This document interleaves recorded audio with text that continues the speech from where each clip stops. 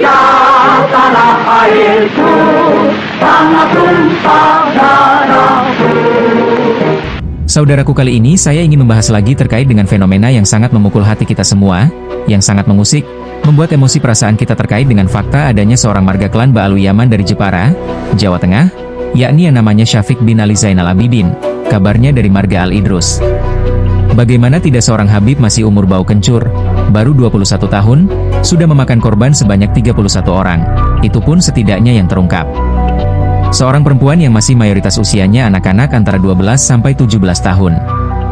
Hal ini polisi harus mengusut sampai ke akar-akarnya. Boleh jadi korbannya lebih dari 30 nama.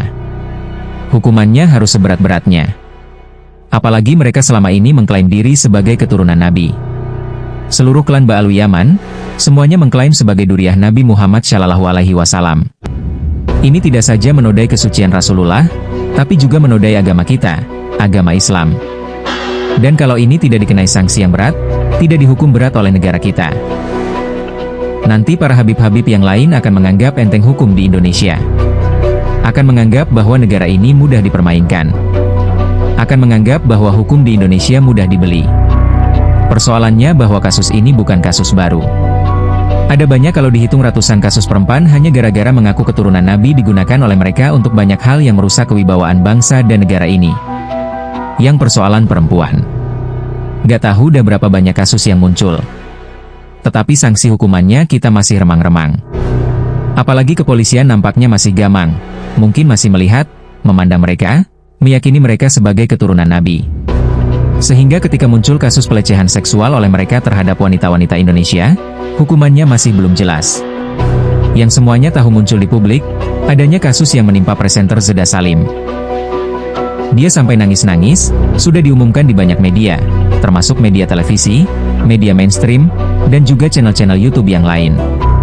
Tapi sampai hari ini, kasusnya sudah hampir 2 tahun berjalan. Kita tidak melihat progres yang mengembirakan dari kepolisian. Kemudian ada lagi wanita bernama Ratu Kori. Juga pernah speak up di banyak media. Bahkan sudah dilaporkan ke polisi. Lagi-lagi pelakunya adalah seorang Habib. Bahkan Habib itu sering muncul di publik, terkenal sebagai penceramah agama. Sama seperti yang dialami oleh Zeda Salim, pelakunya juga Habib yang sering ceramah. Sampai detik ini sekitar 1 tahun yang lalu, saya bertanya kepada Ratu Kori, jawabannya juga sama. Masih belum ada kejelasan tentang tindak lanjut kasus tersebut. Belum lagi kalau kita masuk ke desa-desa, kami menemukan 3 kasus yang secara jelas orangnya. Korbannya bertemu langsung dengan kami tanya 2 santri, pondok pesantren yang sama, pesantren Thorikoh. Dua-duanya istrinya disikat oleh Habib, yang satu kondisi sedang sakit istrinya dirayu, kemudian dan dinikah siri, yang satu lagi alumni pesantren. Bahkan sudah disebut ustadz, istrinya diganggu melalui forum sholawatan, akhirnya bercerai dan katanya dinikah siri oleh Habib itu. Belum lagi yang lain yang saya yakin kalau dibongkar semuanya, bisa ratusan, bahkan mungkin ribuan korbannya yang menjadi korban oleh keturunan dari imigran Yaman ini. Sekali lagi, kalau polisi tidak menindak tegak memberikan sanksi tegas terhadap kelakuan-kelakuan bejat yang dilakukan oleh keturunan imigran Yaman ini, nanti mereka akan semakin melunjak. Mereka tidak akan takut, terus makan korban ke sana kemari, pelajar-pelajar, wanita-wanita, santri-santri dari bumi kita.